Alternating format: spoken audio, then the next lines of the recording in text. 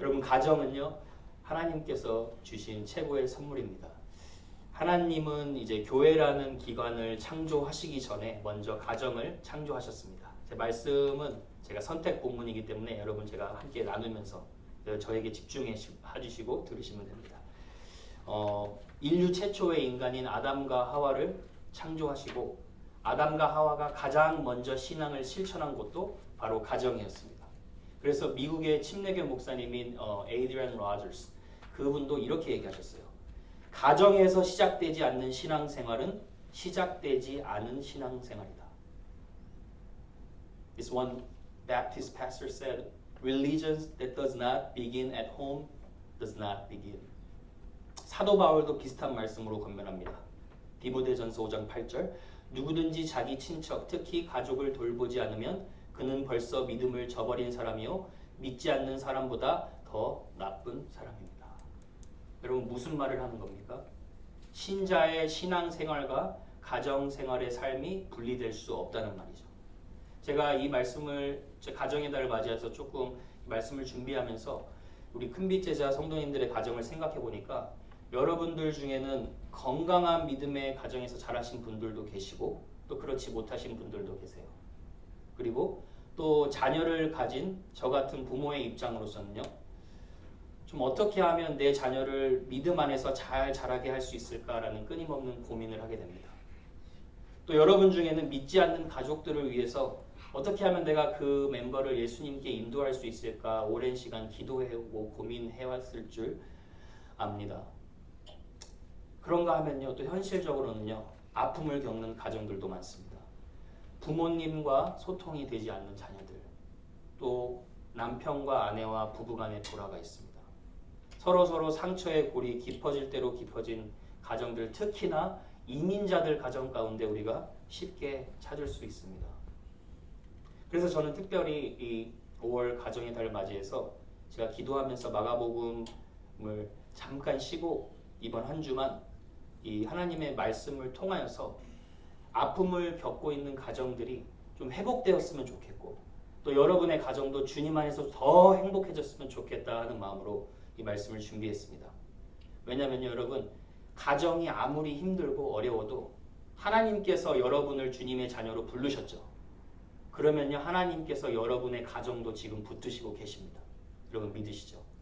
그래서 하나님께서 여러분을 통하여서 하나님께서 행복을 그 가정에 허락하실 줄로 믿습니다.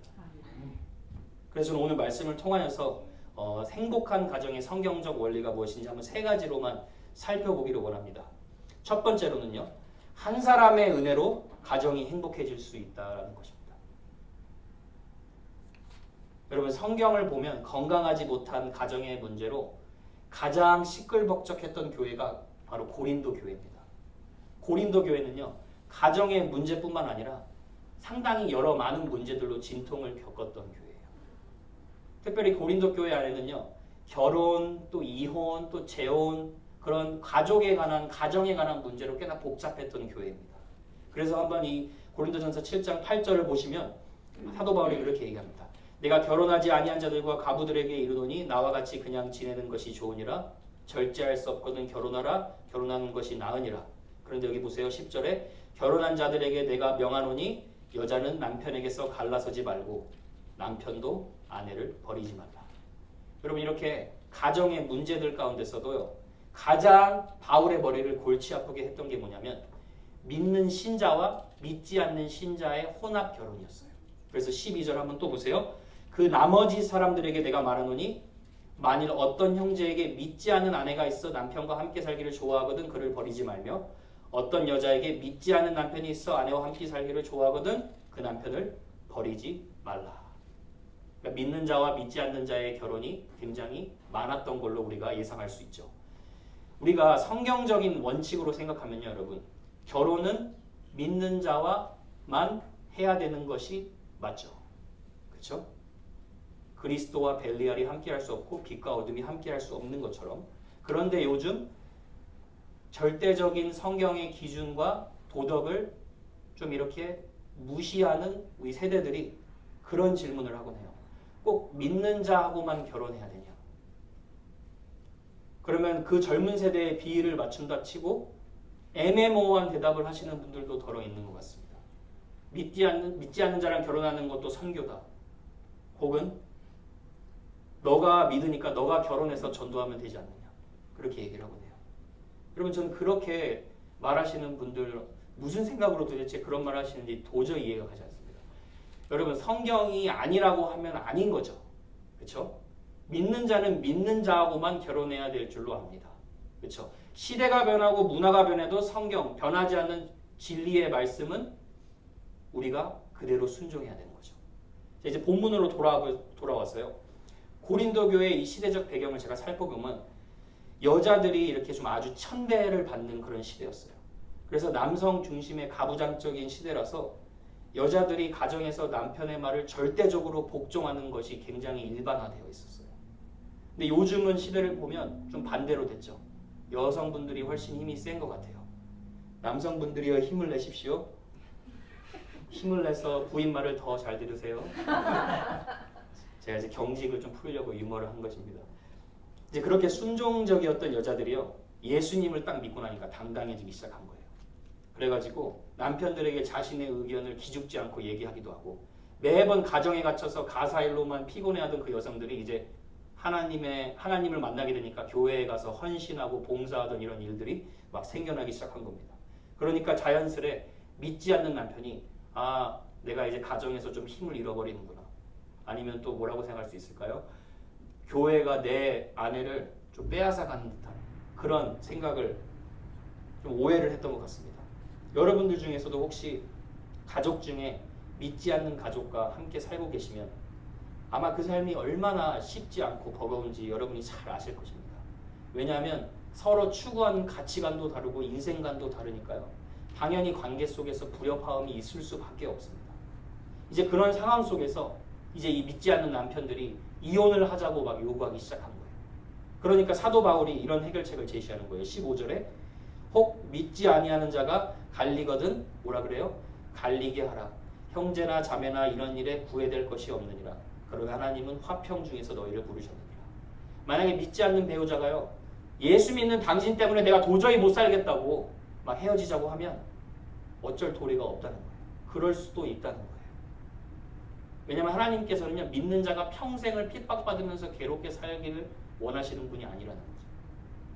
그래서 오죽하면 솔로몬이 다툼이 있는 가정을 이렇게 표현했죠. 마른 잠언 17장 1절에 보면 제가 읽어드릴게요. 마른 떡 한 조각만 있고도 화목하는 것이 제육이 집에 가득하고도 다투는 것보다 나으니라. 가난해도 화목한 집안에서 사는 것이 부유하고도 다툼이 가득한 집안에서 사는 것보다 낫다는 말이죠. 그 말은 우리가 뭐를 알 수 있습니까? 가정의 행복은 우리가 얼마나 가졌냐에 대한 소유에 있지 아니하고 행복한 관계에 있다는 거죠. 그런데 어쩔 수 없이 만약에 부부가 갈라서게 된다면 사도 바울이 그럴 수밖에 없다. 그러면 내비로 돌아 얘기하는 거예요. 근데 이제 그럴 경우에는 큰 아픔이 있죠. 부부가 갈라선다는 게 가정이 붕괴되는 거죠. 그러니까 부부 아래 있던 자녀들 그리고 양가 부부의 가족들까지도 아픔을 함께 다 경험하는 거예요. 그래서 바울이 또 다른 방법을 하나 제시를 해요. 16절에 보면 아내 된 자여 네가 남편을 구원하는지 어찌 알 수 있으며 남편 된 자여 네가 네 아내를 구원하는지 어찌 알 수 있으리요. 가정이 예수 믿는 자로 인하여서 믿지 않는 남편이나 아내가 구원받을 가능성이 크다고 얘기하는 거예요. 그러니까 바울이 저렇게 말할 수 있는 이유를 바울은 14절에 이렇게 얘기해요. 믿지 않는 남편이 아내로 말미암아 거룩하게 되고 믿지 아니하는 아내가 남편으로 말미암아 거룩하게 되나니 그렇지 아니하면 너희 자녀도 깨끗하지 못하니라. 그러나 이제 거룩하니라. 여기서 이제 말하는 거룩함이 뭐냐면요. 저와 여러분들이 예수님 믿고 하나님 앞에서 거룩해진 것을 의미하는 것이 아니라요. 믿지 않는 자가 믿는 자에 의해서 거룩함의 영향력을 받는다는 의미입니다. 그러니까 예를 들어서요. 믿지 아니하는 자가요. 믿는 자의 배우자의 신앙생활을 잘 봅니다. 어떻게 저 믿는 자가 예수님을 주인으로 모시고 사는지 그리고 또 그의 변화된 가치관을 보고 변화된 인생관을 보고 또 사랑하는 대상이 바뀐 그 삶을 봅니다. 그러면서요 간접적으로 하나님이라는 분이 정말로 임재하시는구나. 이 여인이 이 남편이 변했구나 라는 것을 그런 선한 영향력을 느낄 수밖에 없다는 것입니다. 실제로도요 여러분 믿는 부인들을 통해서 온 가족이 주님께 돌아오는 경우가 너무나 많죠. 제가 이번 주 책에서 읽었던 간증 중에서요 굉장히 좀 가슴이 먹먹해지고 눈물을 흘렸던 이야기가 있습니다. 예수님을 믿은 지 한 달밖에 되지 않은 한 자매의 어떤 부인의 이야기인데요. 이 부인이요 남편이 맨날 넉넉지 못한 월급을 가지고 자녀를 2명을 키우게 하는 그것에 너무나 불만이 많았습니다. 거기다가 넉넉지 못한 월급을 플러스에 남편이 바쁜 직장생활도 모자라서 공인회계사 시험을 준비한다고 매일 밤 11시에 집에 늦게 퇴근을 하는 것입니다. 그래서 남편에 대한 불만이 너무나 가득 찬 상태였는데 이 여인이요 예수님을 믿고 난 거예요. 믿게 된 거예요.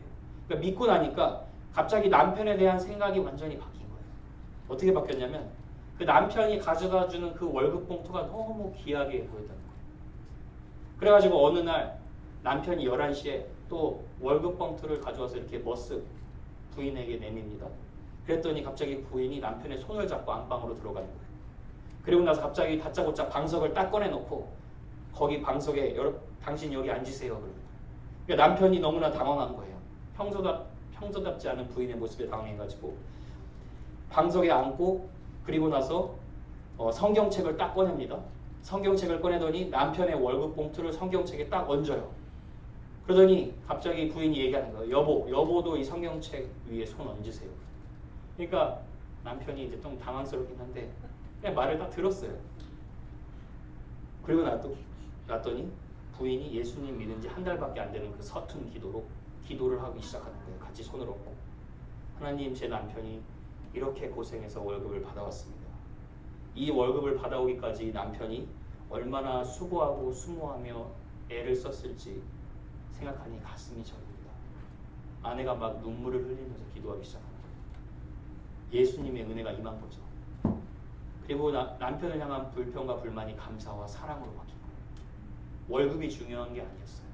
이 남편이 예수님을 못 만나서 그런 거지. 그랬더니 옆에 있던 남편이 아내의 기도를 들으면서 막 눈물과 콧물이 범벅이돼서 함께 우는 거예요.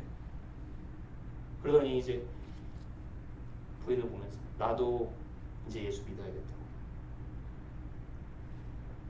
갖은 수모를 당하면서 예수 믿는 게 그렇게 좋냐고. 그러더니 이제 그렇게 얘기하십니다. 나도 당신이 예수 믿는 게 부끄러웠는데 당신이 기도하는 걸 보니까 내 마음이 시원해졌다. 그러더니 이제 부인이 남편의 손을 잡고 이야기하는 거예요. 그동안 고생한 거 몰라줘서 미안해요. 이제 하나님 믿고 하나님 주신 복 누리면서 삽시다.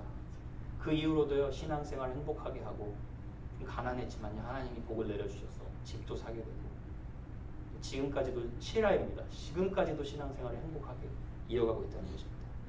여러분 예수님을 믿은 지 한 달밖에 안 된 신자라도요 이런 변화가 가능해요. 그 변화가요 믿지 않는 자들이 볼 수가 있습니다. 그런 놀라운 일을 가능케 하시는 분이 예수님이시기 때문이죠.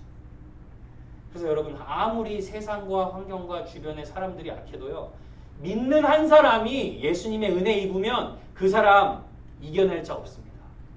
요한일서 4장 4절 이렇게 얘기하죠. 자녀들아 너희는 하나님께 속하였고 또 그들을 이기었나니 이는 너희 안에 계시니가 세상에 있는 자보다 크심이라. 여러분 이 말씀이 지금 저와 여러분에게 동일하게 역사하고 있을 줄 믿습니다. 예수님을 주인으로 모신 여러분을 통하여서 가정이 변화될 것입니다. 문제가 있으면 우리 믿음입니다. 변화를 가능케 하시는 주님을 바라보는 가정의 행복이 찾아올 것입니다. 여러분 그렇게 여러분을 통하여 행복과 화목의 은혜 주실 줄 믿습니다. 여러분 두 번째입니다. 지금 시대에 가장 필요한 덕목은 허물을 덮어주는 사랑입니다. The most necessary virtue in the family in this age is love that covers the multitude of sins. Love that covers multitude of sins. 죄를 덮어주는 사람입니다. 여러분 사도 바울이요 디모데후서 3장에요 말세에 일어날 일들을 이렇게 말씀해요. 말씀 보시면 너는 이것을 알라 말세에 고통하는 때가 이르러 사람들이 자기를 사랑하며 사랑이 없어지는 것이 아니라 사랑의 대상이 자기로 변질되는 그런 일이 일어날 거라는 거예요. 말세에는요 그러면 더 많은 사람들이 개인주의, 이기주의적 사랑을 계속해서 하겠다는 거예요. 우리가 지금 이 세상도 말세라는 것을요 우리는 결혼 통계만 봐도 알 수가 있어요.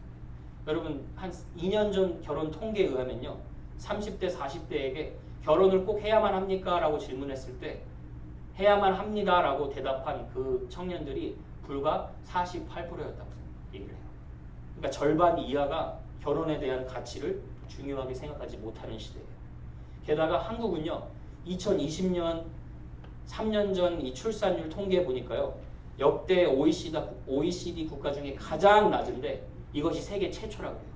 1 이하라고 해요. 0.75, 0.8. 아이를 낳기 싫은 거예요. 출산율이 떨어졌다는 건요. 가정에 대한 가치관이 바뀌었다는 거예요. 왜 아이들을 낳지 않으려고 할까요? 왜냐하면 내가 희생해야 되니까. 내 편의와 취향에 맞게 살아가야 되는데 아이를 낳으면 그렇게 살지 못하니까. 책임을 져야 하니까. 이런 일들을 사도 바울은요.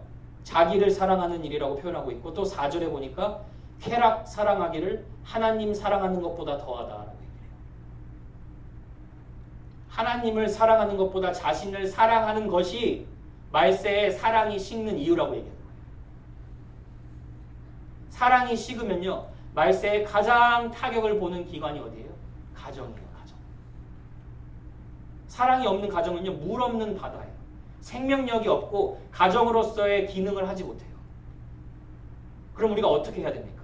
그래서 사도 베드로가 대책을 주는 거예요. 말세에는 사랑이 식어버릴 텐데 사랑이 식어버리면 가정이 붕괴될 텐데 그럴 때일수록 어떻게 해야 되냐? 사도 바울이 베드로전서 4장 7절에 만물의 마지막이 가까이 왔으니 그러므로 너희는 정신을 차리고 근신하여 기도하라.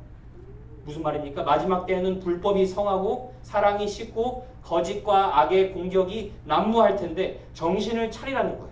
정신을 차리라는 이 헬라어의 말은요. 선과 악을 분별할 수 있는 영적인 통찰력을 가져라라는 말이에요.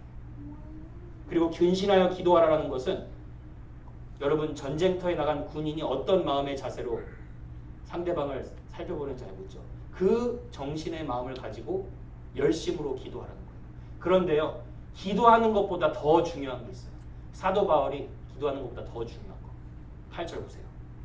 무엇보다도 뭐라 그래요? 무엇보다도 그 어떠한 것보다도 가장 우선순위로 이 모든 것 위에 뭐라 그래요? 서로 사랑하지. 사랑은 허다한 죄를 덮느니라. 근데 어떻게 사랑하라고 얘기하죠? 뜨겁게 서로 사랑하라. 뜨겁게 서로 사랑하라는 말은요. 간절하게요. 열심을 가지고 변함없는 사랑을 하라는 말. 그래서 여기에서 사용된 단어 사랑이요. 아가페라는 사랑을 사용했어요. 어떤 사랑이에요? 예수님이 우리를 사랑하셨을 때 변함없이 믿어주고 사랑해 주신 그 사랑. 근데 그 아가페 사랑의 특징이 무엇입니까? 허물을 덮는다. 허다한 죄를 덮느니라. 그러니까 여러분 남의 치명적인 약점, 허물, 죄, 실수를 가려주는 사랑. 이 사랑이 가장 실천돼야 되는 곳이 바로 가정이라는 거예요. 가정 안에서는요. 여러분 제 아무리 성자라고 할지라도 저희 와이프가 정말 농담을 하는데 제가 홀리가이였대요. 저를 만나기 전에. 저 홀리가이 아니에요. unholy, disunruly, dirty. 하나님 앞에서는요. 다 드러나요. 근데 가정 안에서 성자가 없어요. 가정 안에서는요. 허물이 다 드러나요. 특별히 부부간에 상대방의 허물이 가장 잘 보이는 곳이 가정이고 부모와 자녀 간의 허물이 가장 잘 보이는 곳이 가정이에요. 그래서 여러분 우리 창세기에 보면 그 사건 다 기억하시죠? 믿음 좋다 하는 그 야곱이 포도주에 취해가지고 장막 안에서 벌거벗고 잡니다. 그런데 그 아들 누굽니까? 함이 먼저 아버지가 벗은 것을 보고 형제에게 고하죠. 거기서 그때 함이 아버지의 벗은 것을 봤다라는 말이요. 그냥 우연히 지나치다가 봤다는 말이 아니라요. 아버지의 허물과 죄를 보고 아버지를 멸시하는 눈으로 봤다는 거예요. 그러니까 자연스럽게 첫 번째 하는 일이 무엇입니까? 셈과 야벳 자기 형제들에게 고합니다. 고하다는 말도 비밀을 누설하다는 말이에요. 배반하다라는 어원에서 나온 거예요. 그러니까 사랑이 없는 거죠. 그에 반해 셈과 야벳은 어떻게 했습니까? 안 봤어요. 안 보고 옷을 이렇게 덮어주고 나온다는 거예요. 여러분 이런 일이요. 함과 같은 일, 이런 현상들이요. 사랑이 식으면 일어나는 거예요. 교회에서도요. 사랑이 식으면 가장 먼저 일어나는 일이 뭐냐면 성도님들이 우리 목사님들의 설교를 평가해요. 오늘 설교는 70점. 예화가 안 좋았어. 오늘 설교는 90점. 그래도 나한테 좀 말하는 게 있었어. 성도가 성도 간에 평가를 해요.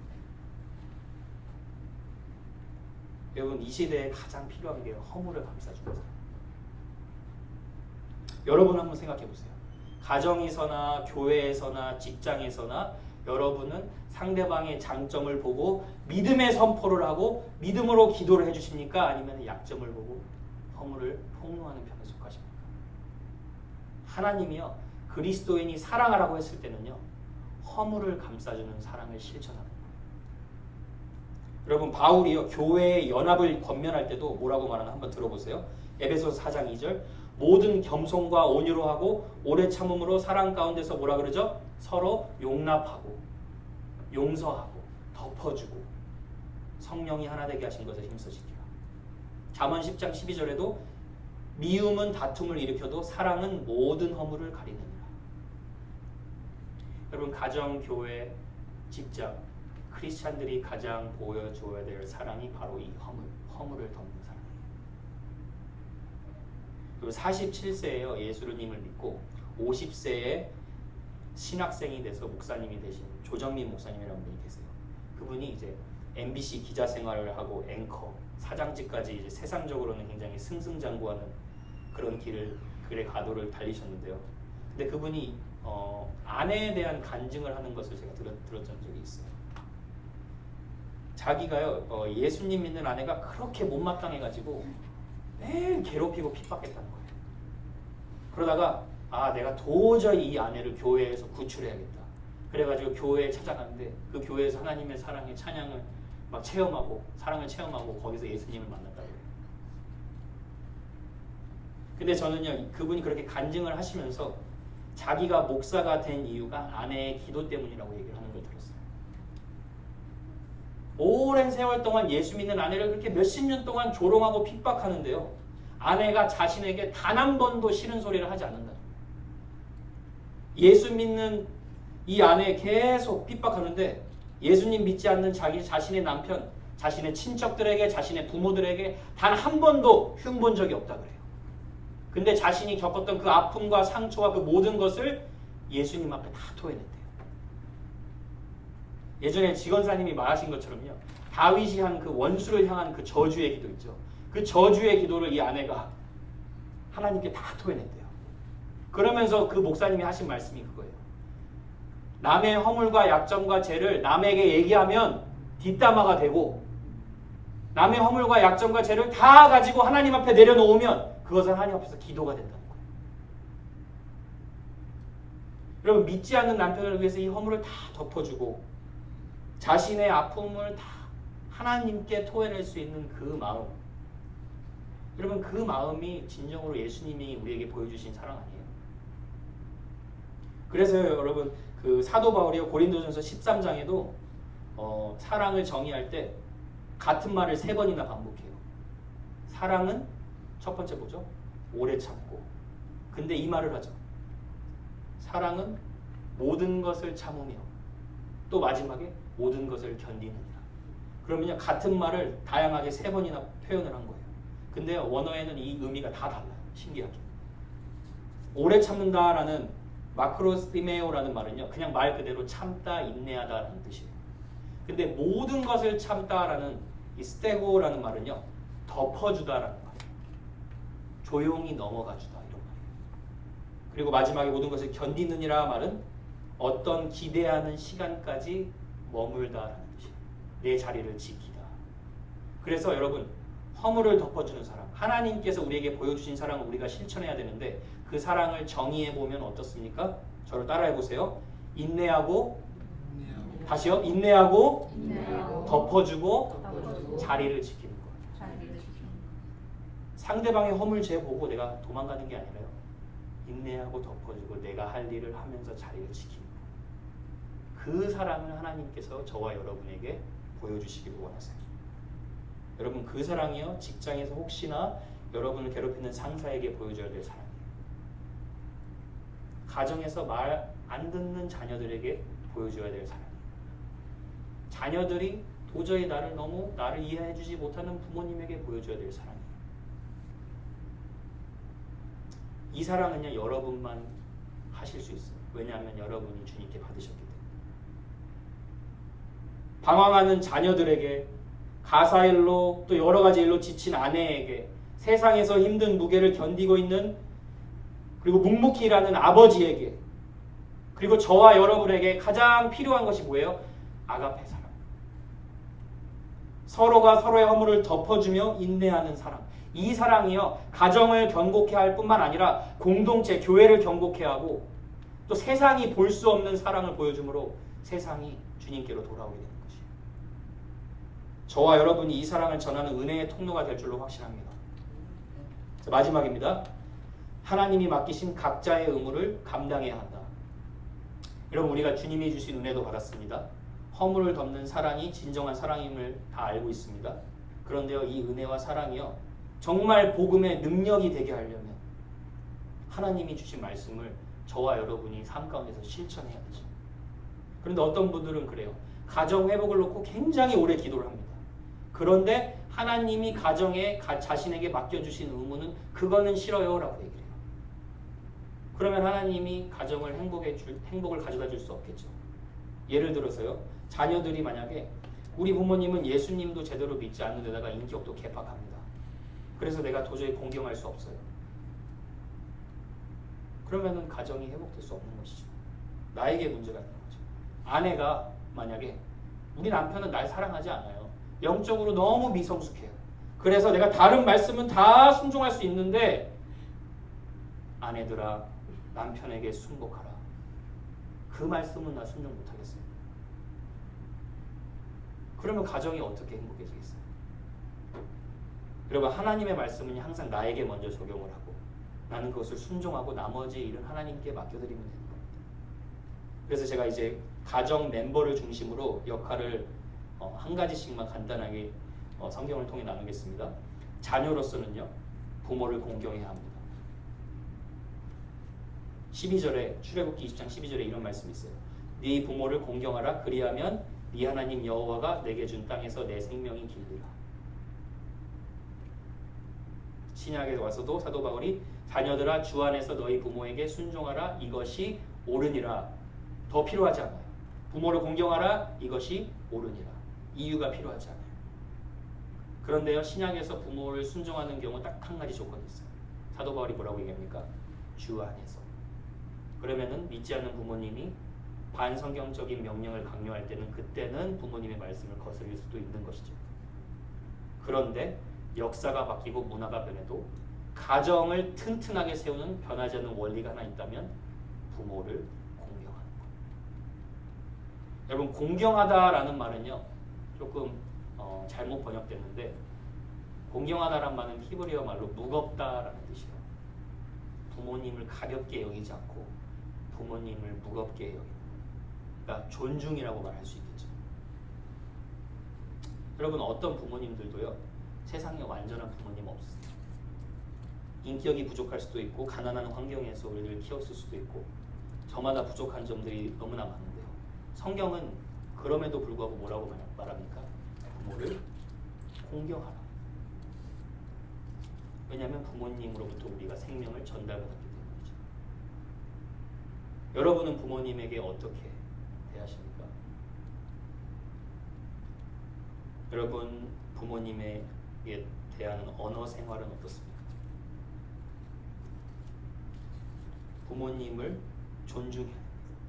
하나님께서 우리에게 맡겨주신 그런 놀라운 선물이고 우리가 날마다 그런 사랑을 보여줘야 될 대상입니다. 여러분 어떤 자녀들은 또 그렇게 얘기를 해요.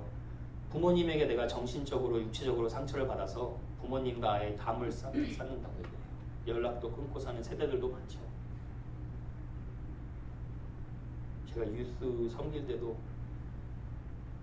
자기가 하고 싶은 거 못하게 한다고 17살, 18살 돼서 그냥 나가서 가출하고 부모님의 가슴에 못 박는 그런 걸 본 적이 있어요. 물론 상처를 받으면요 부모님 공경하라는 말이 쉽지 않죠.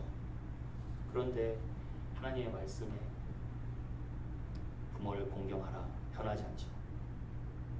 내 상처는 어떡합니까? 여러분 그 상처를 예수님 앞에 가지고 나가시면 돼요.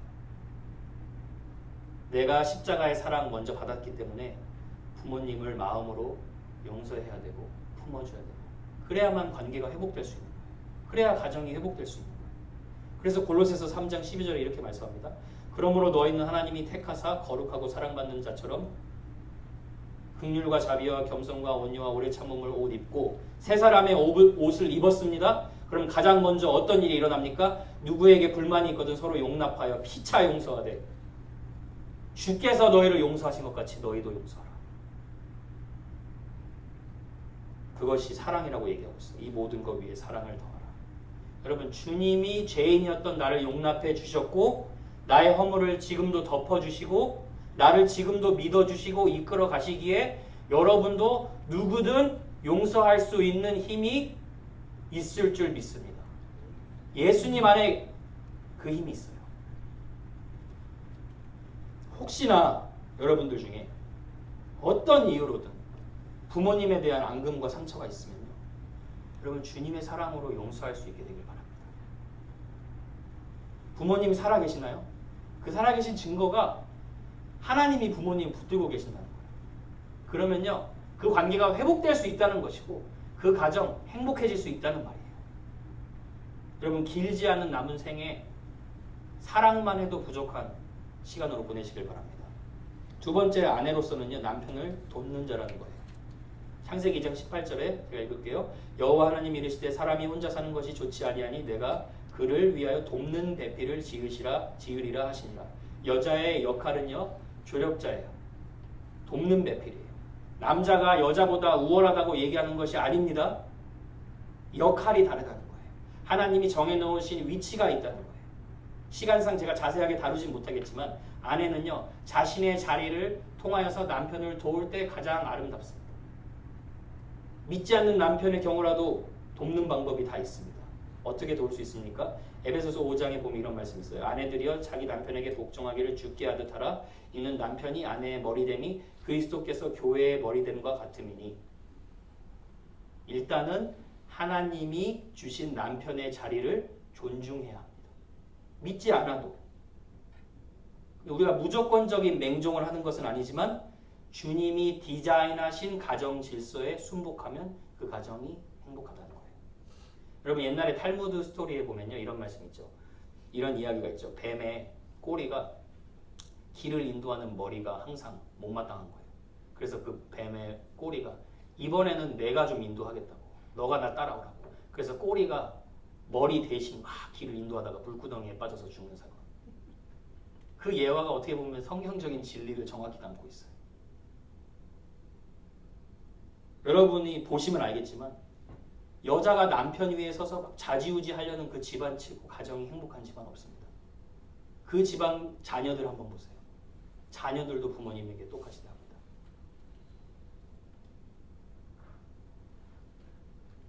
기독교 최고의 변증가였던 어거스틴도 어머니 모니카 기도로 예수님을 믿게 됐는데 사람들이 다 모니카의 기도에 대해서만 얘기해요.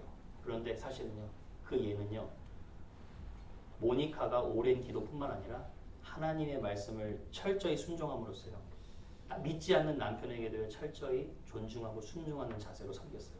그래서 그 믿지 않는 남편이 마지막 때 죽기 전에 예수님을 믿고 하나님의 품 들어갔어요. 기도와 하나님의 말씀에 대한 전적인 순종. 그것이 남편의 영혼을 얻게 된 거예요. 세 번째로는 남편은 아내를 사랑하는 자이다.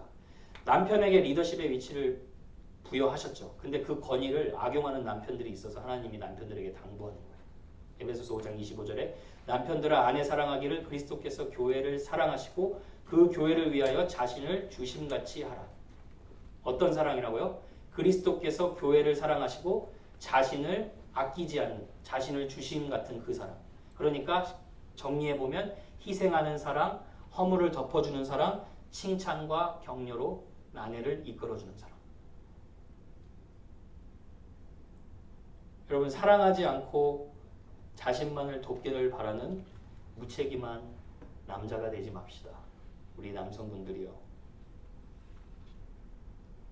적어도요, 아내한테 이렇게 물어봤을 때 아내가 이 정도 소리는 할 수 있어야 돼요. 우리 남편 여느 남자처럼 부족한 거 너무나 많지만 그래도 나 아껴주고 사랑했습니다. 부모님으로서는 어떤 의무를 감당합니까? 특별히 이렇게 얘기하죠. 자녀를 노엽게 하지 말아야 한다. 골로새서 3장 21절 아비들아 너희 자녀를 노엽게 하지 말지니 낙심할까 함이라. 바울이 이제 아비들아라고 말했는데요. 부모님을 다 포함시키는 거죠. 아버지라고만 얘기한 이유는요. 일반적으로 자녀를 노엽게 하는 사람이 아버지가 더 대부분이기 때문이에요. 근데 노엽게 하지 말라. 이 말은 분노하게 하지 말라라는 말인데요. 그 이유를 뭐라고 말합니까? 낙심할까 함이라. 그렇게 얘기해요. 그러니까 자녀를 분노하게 하지 말라. 낙심할까 함이라. 여기서 낙심할까 함이라는 말은요. 열정과 용기라는 말과 없다라는 말이 합성어예요. 자녀를 분노케 하면 할수록 자녀가 삶에 대한 용기가 사라진다는 거예요. 그래서 총신대 교수였던 그 김남준 목사님이요. 책에서 부모님이 언제 자녀를 분노하게 하는지 4가지 이유로 얘기를 해요. 첫 번째로는 잘못된 징계를 했을 때. 징계가 너무 과하거나 일관성이 없었을 때 아이가 부모님의 징계가 너무 부당하다고 여겨서 아이들이 분노한다는 거예요. 두 번째로는 그릇된 기대. When do children get angry towards parents? When there is wrong discipline and false expectation. 부모님은요 본성적으로 자녀를 사랑하는데 그 사랑이 과해져서 자신이 자녀에게 원하는 것을 막 강요를 하죠. 자신의 자녀가 다른 아이들보다 성적도 좋아야 되고 부모의 기준 아래 자녀를 통제하려고 하고 근데 자녀들이 자신을 있는 그대로 사랑해주지 않을 때 그것을 느낄 때 부모에게 분노한다는 거예요. 여러분 부모로서는요 자식의 존재 자체가 귀하고 그 자식 또한 하나님이 우리에게 잠시 맡겨주신 선물이라는 것을 잊지 말아야 합니다. 그리고 세 번째로는 언행의 불일치. Misalignment between words and action. Double life라고 얘기할 수 있죠. 아이가 어렸을 때는 부모님이 하는 것이 다 옳아 보일 수 있지만 자라면서 부모님의 말과 행동을 잘 보게 되죠. 그러면서 제 4살짜리 아들의 경우만 해도 기가 막히게 알아요. 제가 말과 행동이 딱 일관성이 없을 때 딱 그 부분 딱 보고 어떻게 저 조그만 아이가 그걸 아는지 아빠 왜 근데 그렇게 말해놓고 그거 안 지켜? 이렇게 얘기해요. 그러니까 물론 언행일치가 완벽한 부모는 없지만요. 부모님의 말과 행동이 너무나 다른 것을 보면 아이들이 분노하게 되는 거예요. 제가 유스 사역하면서 아이들 중에 끝까지 믿음을 지키지 못하고 저버리는 아이들의 경우에 그 아이들이 저에게 그런 말을 했던 적이 있어요. 내가 부모님이 교회에서는 예수님 믿는 것 같은데 집에서는 예수님 믿지 않는 것 같다고. 그래서 우리는 크리스찬 부모로서요. 끊임없이 믿음과 삶의 간격이 일치할 수 있도록 신앙의 몸부림과 노력을 우리 자녀들에게 보여줄 수 있어야 해요. 마지막으로는 무관심과 방치. 여기서 이제 이 저자는 아이들에 대한 무관심과 방치를 무언의 폭력이라고 얘기해요. 그리고 특별히 부모에게 어릴 적 버림받은 아이들이 그 상처를 평생 동안 떨쳐내지 못하고 살아간다 그래요. 우리 큰빛제자 성도님들은 그거에 포함되어 있지는 않는 것 같습니다. 관심을 주시고 사랑하시는 것 같습니다. 근데 여러분이 이런 말씀을 주실 때는요, 하나님이 여러분을 앞으로 내 자녀뿐만 아니라 앞으로 다음 세대를 계속해서 케어할 수 있는 마음으로 준비시키는 거예요.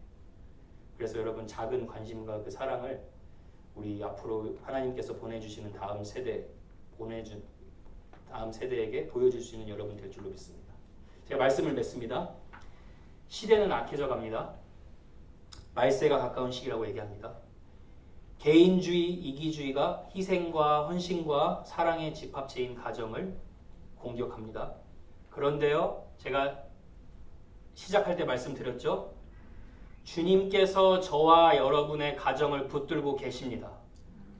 주님이 약속하셨죠? 주 예수를 믿으라. 그리하면 너와 내 집이 구원을 얻으리라. 너뿐만 아니라 너와 내 집이 구원을 얻으리라. 하나님이 약속하셨어요. 하나님이 하시겠다는 거예요.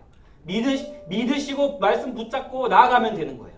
여러분, 이번 한 해에요, 가정만 회복되는 것이 아니라 여러분의 마음도 예수님의 마음으로 닮아지시고, 여러분 우리 교회를 통하여서 많은 깨어진 가정이 예수님으로 인하여 회복되는 그런 귀한 공동체로 쓰임받기를 원합니다. 하나님 뭐라고 하셨습니까? 내가 새 일을 행하리라. 광야에 길을 내고 사막에 강을 내겠다. 가장 어둡고 힘든 시기에 주님이 나 아직도 너 가정 붙들고 있다. 내가 회복시킬 거다. 십자가에서 죄의 담을 허물 때는 너와 나의 관계만 허문 게 아니라 너와 다른 사람들과의 관계도 허문 것이다. 너에게 그 예수님의 사랑 가지고 있다. 그 예수님 사랑으로 어떤 막힌 관계의 담도 녹일 수 있다고 하나님이 약속하시는 거예요.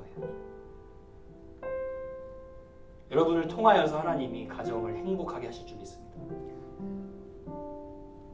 여러분 우리 다 같이 일어나셔서 우리 정말 하나님 우리 가정을 행복하게 붙들어 주시고 주님 안에서 저를 사용하셔서 하나님 우리 가정뿐만 아니라 세상의 많은 깨어진 가정 회복될 수 있도록 주님 저를 도구로 사용하여 주시옵소서. 우리 그렇게 간절히 사모하는 마음으로요 이 말씀 함께, 이 찬양 함께 불렀으면 좋겠습니다.